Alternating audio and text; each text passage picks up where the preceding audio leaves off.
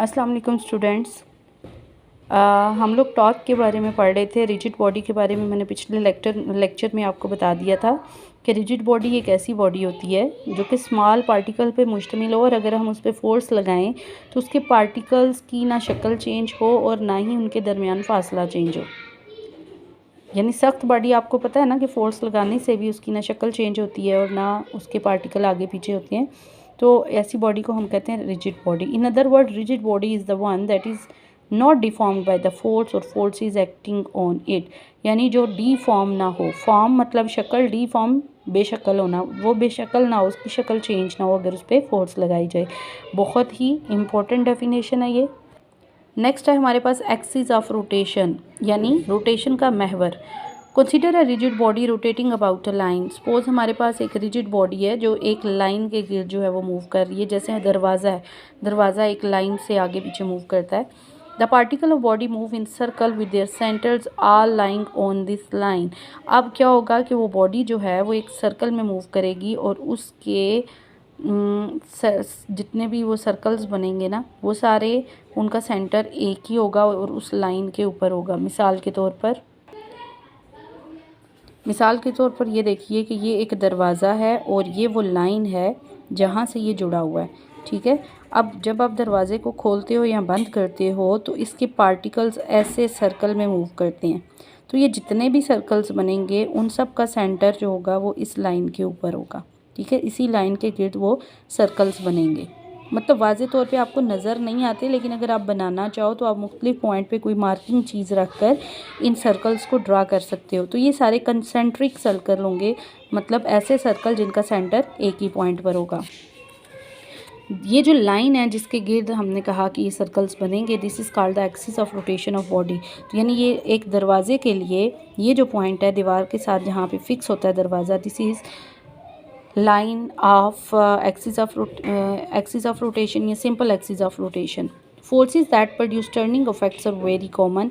अब जो force turning effect produce करती है बहुत कॉमन है। आप दिन में कई दफ़ा इनको यूज़ करते हो, जैसा कि turning pencil in a sharpener. आपने शॉर्पनर के अंदर पेंसिल डाली और उसको घुमाया शॉर्प करने के लिए, तो वहाँ पर भी टर्निंग इफेक्ट है। इसके अलावा आप turning stop cock of a water tap, आप पानी की टूटी को खोलते हो या बंद करते हो तो उसको जो घुमाते हो वो भी टर्निंग इफेक्ट है। डोर नॉब को घुमाते हो लॉक लगाने या खोलने के लिए। तो ये कुछ एग्जांपल्स हैं। तो आपने कुछ खुद से फोकस करके एग्जांपल्स नोट करनी है। तो एंड पे ये सारा आपको इंट्रोडक्शन देने के बाद आपको डेफिनेशन दी गई है टार्क की। The turning effect of force is called torque और the moment of the force. यानी ये टॉर्क है या मोमेंट ऑफ फोर्स है। क्या चीज़? अगर फोर्स घूमने का असर पैदा करे। Why is the handle of the door fixed near the outer edge of the door? आपने हमेशा नोट किया होगा कि हैंडल को दरमियान में नहीं लगाया जाता, दरवाजे के एक साइड पे लगाया जाता है। We can open or close a door more easily by applying a force at the outer edge of the door rather than near the hinge. यानी अगर आप इधर ये जहाँ से फिक्स है दरवाज़ा, यहाँ पे हैंडल लगा दो तो वहाँ से दरवाज़ा खोलना बहुत मुश्किल होगा, क्योंकि इतना सारा दरवाज़ा खाली है और यहाँ पे हैंडल लगा हुआ है और आपको इस हिंज से यानी एक्सिस ऑफ रोटेशन से हैंडल तक बहुत थोड़ा फासला मिल रहा है खोलने के लिए। लेकिन अगर यहाँ पे हैंडल लगा हो तो आप नोट करेंगे कि हिंज से हैंडल का फासला ज़्यादा है, तो खोलने में आसानी हो रही है। इसका मतलब ये हुआ कि एक्सिस ऑफ रोटेशन से जहाँ पे फोर्स लग रही है वो फासला बहुत इंपॉर्टेंट है। Thus location where the force is applied to run a body is very important. तो ये बहुत इंपॉर्टेंट है कि आप फोर्स लगा कहाँ पर रहे हो। Let us study the factors on which torque और the movement of force depend. हम देखते हैं कि किन चीज़ों पर फोर्स, मूवमेंट ऑफ फोर्स या टॉर्क डिपेंड करता है। तो दो चीज़ों पे बच्चों डिपेंड करता है, एक वो फोर्स जो आप लगा रहे हो और दूसरा एक्सिस ऑफ रोटेशन और जहाँ पे फोर्स लगती है उसके दरमियान फासला। यहाँ पे आप नोट करें फासला ज़्यादा है और स्पेनर अगर छोटा होगा तो फासला कम है।